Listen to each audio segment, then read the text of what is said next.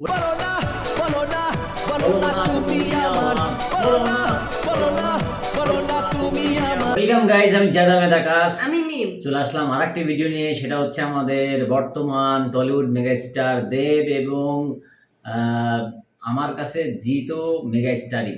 কারণ প্রথমে যখন দেব আসেনি তখন থেকে জিতের সিনেমা একটা টলিউডে অন্যরকম মোড় নেয়। তখন চলে আসে সাথী, তারপরে বন্ধন, এসব সিনেমা দিয়েই আসলে আমাদের টলিউড মুভি দেখা শুরু। ঠিক আছে, এজন্য আমার কাছে দেব আর জিৎ একই, দুজনই আমার কাছে মেগাস্টার, দুইজনই সুপারস্টার। তো দুইজনের সাথে একটা কমন ফ্যাক্টর, সেটা হচ্ছে যে এই দুইজনই যতগুলা মুভি দিয়েছে, যেমন জিৎ আর কোয়েল, আর দেব আর কোয়েল। কোয়েল যার সাথে মুভি করেছে সে কয়েকটা মুভি ব্লকবাস্টার হিট, সুপারহিট হয়েছে। কিন্তু দেখার বিষয় হচ্ছে যে দেব কোয়েলের সাথে বেশি মানায় নাকি জিৎ কোয়েলের সাথে বেশি মানায়। এখন আমরা ভিডিওটি দেখব, দেখার পরে অবশ্যই আমরা সেটা নিয়ে আলোচনা করব। আর আপনারা অবশ্যই বলবেন কমেন্টে যে কোন জুটিটা বেশি সেরা। তো ভিডিও শুরু করা যাক। আছে চ্যানেল থেকে ভিডিওটি নেওয়া হয়েছে, সেটা হচ্ছে জীবন কাহিনী টিভি। চ্যানেলের লিঙ্ক আর ভিডিওর সোর্সটি আমি অবশ্যই ডেসক্রিপশনে দিয়ে দেবো। তো শুরু করা যাক।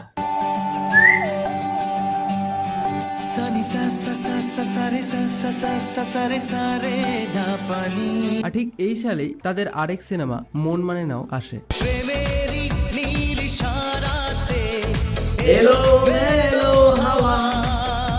দর্শকের মধ্যে এই দুই সিনেমাই খুব ভালো সফল হয়, আর এই দুজনের অন স্ক্রিন কেমিস্ট্রি খুব ভালো করে ফুটে উঠেছিল।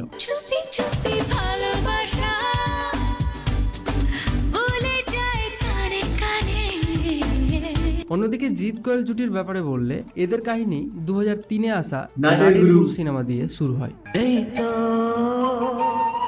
এসেছি তোমারই কাছেতে। যেটাও খুব ভালো চলে। তবে জিৎ কোয়েলের কেমিস্ট্রিটা তার পরের সালে 2004-এ বন্ধন সিনেমা দিয়ে আরো খুব ভালো করে ফুটে উঠেছিল। তোমার ওই হাসিতে, ও চোখের ভাষাতে কত সুখের ছবি আঁকে মন। এদিকে 2010-এ বলো না তুমি আমার সিনেমায়। আচ্ছা, যাই হোক, নাটের গুরু হচ্ছে কোয়েলের প্রথম সিনেমা, যেটা জিতের সাথে শুরু। তো সেটার মধ্যে আমাদের রঞ্জিত মল্লিক স্যারও ছিল, অর্থাৎ বাপ বেটি একসাথে সিনেমায় ছিল।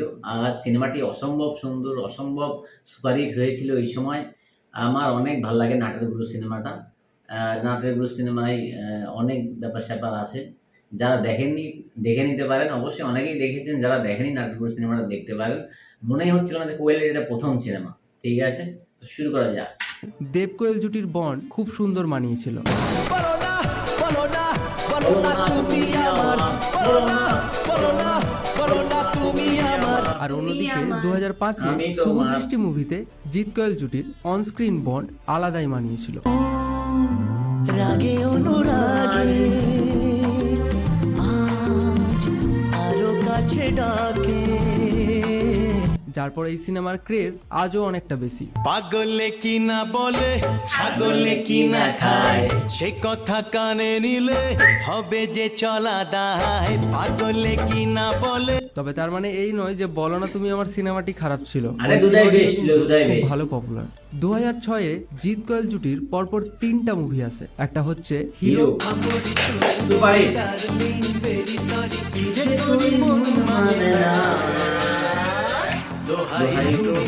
একটা হচ্ছে ঘাতক, আর একটা হচ্ছে মানি।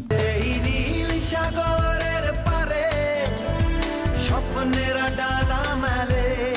তারপর পরের 2 বছর জিৎ কোয়েল জুটিকে আর দেখা যায় না, কারণ তখন দেব কোয়েল জুটির আগমন ঘটেছিল। কিন্তু 2009 সালে জিৎ কোয়েল জুটিকে আবার দেখা যায় সাত পাকে বাঁধা সিনেমার মাধ্যমে। থাকবে চিরদিন এ ভালোবাসা। এদিকে 2011-তে দেব কোয়েলের পাগলু সিনেমা আছে, যেটা বক্স অফিসে সুপার ডুপার হিট হয়।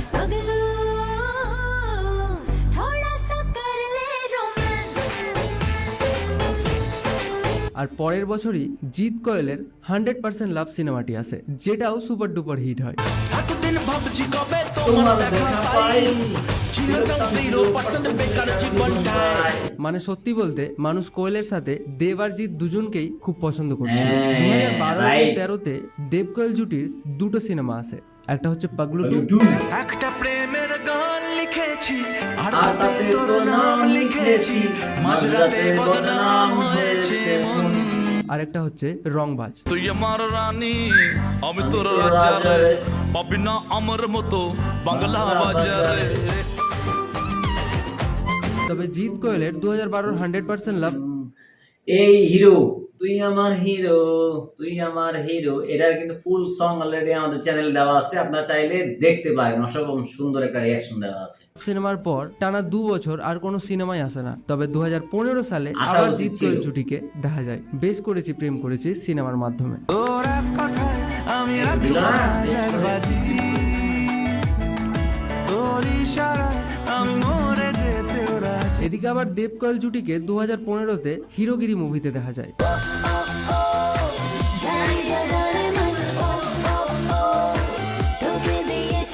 এবং তারপর দেব কোয়েল জুটিকে শেষবারের মতো 2017-তে ককপিট মুভিতে দেখা গেছে।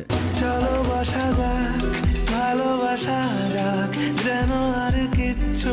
আর অন্যদিকে জিৎ কোয়েল জুটিকেও শেষ থেকে 2019-এ আসা শেষ থেকে শুরু সিনেমাতে শেষবারের মতো দেখা গেছে। মন আমার, ও মন আমার, এই মন এটাই ভালো লাগে। যারপর এখনো অবধি বাংলা সিনেমার এই দুটোই হিট জুটিকে আর পর্দায় দেখা যায়নি। তবে যে যাই বলুক, আমি পার্সোনালি ভাবি যে এই দেব কোয়েল আর জিৎ কোয়েল জুটির আগের যতগুলো সিনেমা রয়েছে সবটাই আমাদের কাছে ইমোশনের মতো। সবগুলো সিনেমা আর তাদের গান আমাদের কাছে আমাদের ছোটবেলার স্মৃতি। তাই দেব কোয়েল এবং জিৎ কোয়েল জুটির নিজস্ব ফ্যান বেস রয়েছে। আর হয়তো কারোর কাছে দেব কোয়েল বেশি ভালো, আবার কারোর কাছে জিৎ কোয়েল বেশি ভালো। তবে আমার কাছে দুই জুটিরই গুরুত্ব সেম। এবার তোমরা তোমাদের ওপিনিয়ন কমেন্ট করে জানাও এই ব্যাপারে তোমাদের কি মতামত। দেখা হবে আবার নেক্সট ভিডিওতে, ততক্ষণের জন্য টাটা, বাই বাই।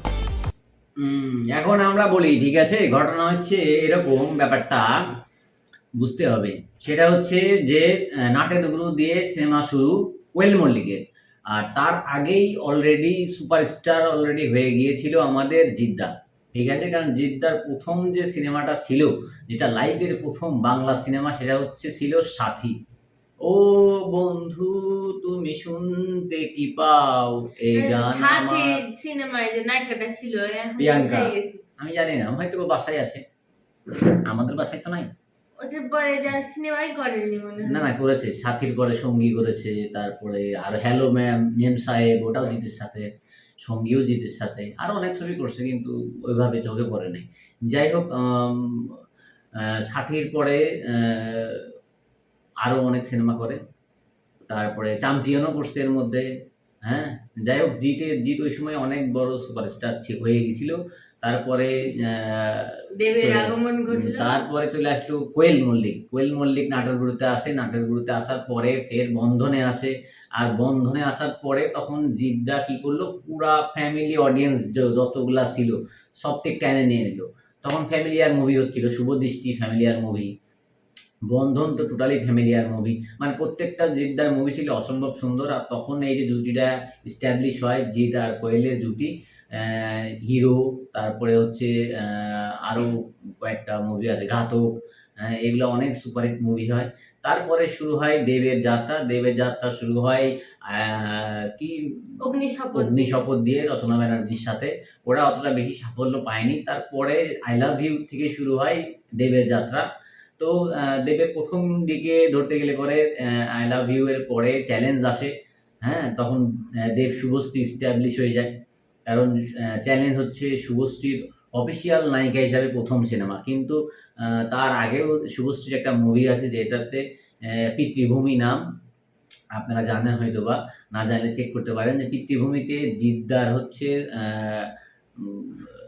ছোট বোন হিসাবে উনি অভিনয় করছিল শুভশ্রী।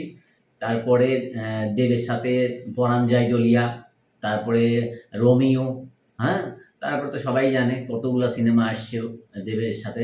তো তখন দেব সুপারস্টার হয়ে যায়। তারপরে যখন দেব শুভশ্রীর মধ্যে যখন এই যে ঝামেলাগুলো শুরু হয়, হ্যাঁ, টুকিটাকি শুরু হয়ে যায়, তখন শুরু হয় দেব আর কোয়েলের খেলা, ঠিক আছে, দেব আর কোয়েলের জুটি। আর অসম্ভব সুন্দর সুন্দর মুভি নিয়ে আসে, পাগলু 2, হ্যাঁ, মন মানে না। মন মানে না, বলো না তুমি আমার, সে মানে মানে বলতে গেলে পরে আসলে দেব ছিল একটু মানে রোমিও টাইপের, মুভি বেশি করে আর একটু নাচতো একটু বেশি ভালো। হ্যাঁ, এই জন্যই আগে গেছে। আর কোয়েল মল্লিক এমন একটা ওয়াটার, ওকে ওয়াটারই বলবো। কিসের জন্য? ওই একটা এমন পানি যেখানে যায় অ্যাডজাস্ট হয়ে যায়, যেমন জিতের সাথে অ্যাডজাস্ট, দেবের সাথেও অ্যাডজাস্ট। তবে আমাদের পার্সোনাল ওপিনিয়ন সেটা হচ্ছে যে কোয়েলকে সব থেকে বেশি মানায় জিৎ এর সাথে। জিতের সাথে। জিতের সাথে কোয়েলকে সবচেয়ে বেশি মানায়, কারণ একটা বয়সের একটা ব্যাপার আছে, একটা দেখার একটা ব্যাপার আছে। সব দিক দিয়ে ধরতে গেলে পরে প্রথম জুটি হিসাবে জিৎদা আর হচ্ছে কোয়েল। আর এদিকে প্রথম জুটি হিসাবে এস্টাবলিশ হয় দেব আর শুভশ্রী জুটি। তো দেব শুভশ্রী তো ট্রায়াঙ্গেল, একটা লাভ অ্যাঙ্গেল তো আছে, আমরা সবাই জানি। কিন্তু কম্পেয়ার করতে গেলে পরে এই ভিডিওতে আমি বলবো আমাদের পার্সোনাল ওপিনিয়ন বাংলাদেশ থেকে, জিৎ সেটা হচ্ছে কোয়েল। জিৎ কোয়েল। ঠিক আছে? তো আজকের মতো এই পর্যন্তই। আপনাদের কাছে কোন জুটিটা সেরা অবশ্যই কমেন্টে জানাবেন। আর যতগুলা গান দেখালাম, যদি কোনো গানটা ভালো লাগে থাকে তাহলে অবশ্যই কমেন্টে জানাবেন। ওটা নিয়ে একটা ফুল ভিডিও আমরা নিয়ে আসবো। তো আজকের মতো এই পর্যন্তই। দেখা হচ্ছে পরবর্তী ভিডিওতে। আসসালামু আলাইকুম, আল্লাহ হাফেজ।